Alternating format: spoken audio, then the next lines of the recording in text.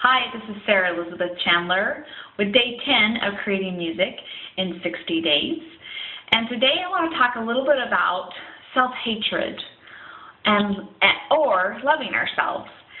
And for a long time, I didn't realize the programming that I had in my head of all the things that were so mean and nasty that I was saying to myself. Like, I'm ugly, oh, I'm too fat, or I'm not beautiful enough.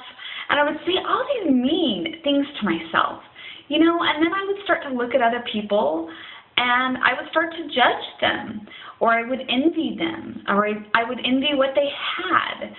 And then I began to realize that, I can do something about this.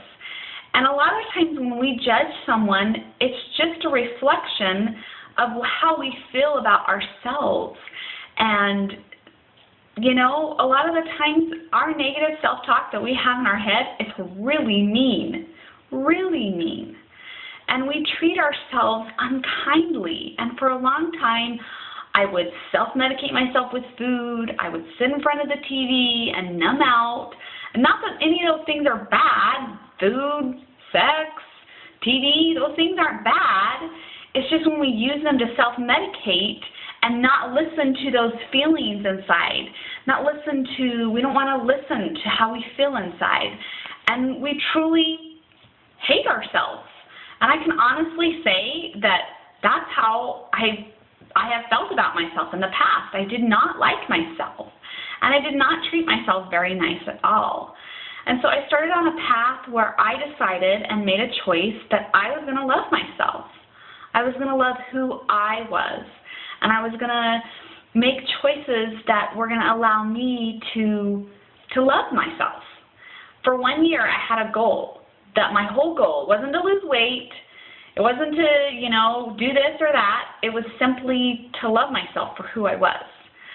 And, I spent a lot of time in counseling. I said that I've spent 5 years, and I have. I've spent 5 years in counseling.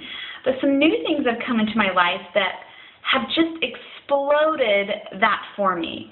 Exploded loving myself easier and accepting myself easier. And in my opinion, really, it's like 1 year or 2 years of counseling I'm able to do in one session of what is called Sai Chi. And my very dear friend, Allie Cook, is going to be coming up this weekend, and she does Sai Chi. And it is phenomenal. I had the most amazing experience with it, and I'm going to do it again this weekend because it was life-changing for me. It helped me get to some of those negative false beliefs that I have playing in my head that I'm not conscious of, and helped me to get rid of them. And seriously, what would have taken me 2 years in counseling took me one session. One session. Now, if you want to do something for yourself and you want to empower yourself, I would definitely say come and do Sai Chi. Allie's going to be here this weekend. She has 10 slots open, and 4 of them actually are already filled, and they're going to fill up fast. So if you're interested in doing Sai Chi and want to know more information about it, I'll be posting some of that on my blog. You also could contact me on Facebook and let me know, look, hey, that's something I really would be interested in. Do something for yourself this holiday. Do something for you. Show yourself that you love yourself. If you want to overcome those self-defeating habits that you have, like self-medicating with food, watching TV, maybe it's even pornography. I don't know. We all have something that we've done in our lives to self-medicate. But, you can overcome that because that's not you. That's not who you are. Who you really are is that light inside of you, and that you're a child of God. That is truly who you are. So I challenge you to love yourself. Love yourself. Stand in your own power of who you are. And if you're interested in Sai Chi, contact me because those thoughts won't last for long. Have a fantastic night and continue to watch me on my journey. Thanks.